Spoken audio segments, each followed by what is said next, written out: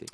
Monsieur le ministre de la Santé, je dois vous dire que les orthophonistes se sont sans doute donné le mot, ou alors ils sont très remontés. On a beaucoup de questions, ce que va traduire Sophie, Ils qui sont nous même en appelle. train d'inonder mon mur Facebook, pour ne rien vous Ah bon, cacher. bah voilà Non, aussi. mais Sophie de c'est l'Ardèche pas la meilleure façon, parce va que vous je poser la connais leur question en sujet. direct. Bonjour C'est Sophie. beaucoup Oui, d'Ardéchois bonjour. qui appellent Oui, aujourd'hui. effectivement, je crois qu'on est très remonté. La question, c'est de savoir pourquoi la méthodologie qui avait été indiquée par nos ministères de tutelle, l'enseignement supérieur et la recherche et la santé il y a quelques années, qu'on a suivi à la lettre et qui aboutit à la conclusion que notre niveau de formation initiale doit être le master, ça a été accepté par l'enseignement supérieur au printemps et la santé traîne des pieds alors que plus de 10% de la profession était dans la rue le 6 octobre.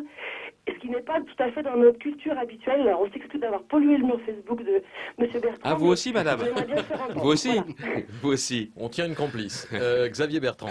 Bon, deux choses. Il n'y a pas d'un côté le gentil ministère de l'enseignement supérieur de la recherche et le méchant ministère de la santé. La vérité est simple. Je peux tout dire. Il y a quelqu'un du ministère de la Santé, qui n'était pas le ministre, qui lors d'une réunion leur a dit « Vous inquiétez pas, on va vous donner le master, et si ça ne se fait pas, c'est de la faute du ministère de la Santé. » Je dis tout. Ah, Cette c'était une personne, promesse. ouais, cette personne n'avait aucune qualité, aucun titre pour le faire, mais elle a balancé cette info. Et depuis, non, mais il faut dire, hein, autrement ça ne sert à rien qu'on me pose la question et je fasse semblant de « Ah bon, je vais regarder ». Le problème est simple, c'est qu'il y a les orthophonistes, il faut trouver des solutions.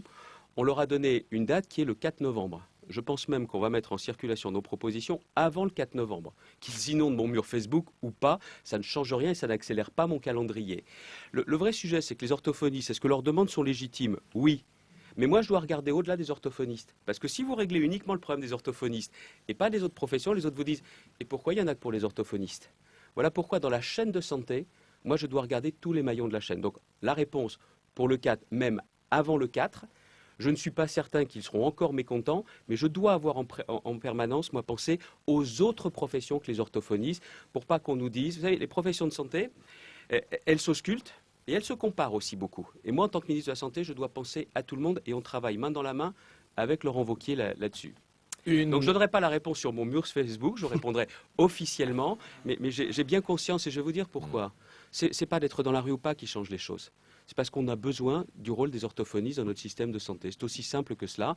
Et la demande d'avoir plus de qualifications, d'aller jusqu'au master, bien sûr que c'est une demande légitime.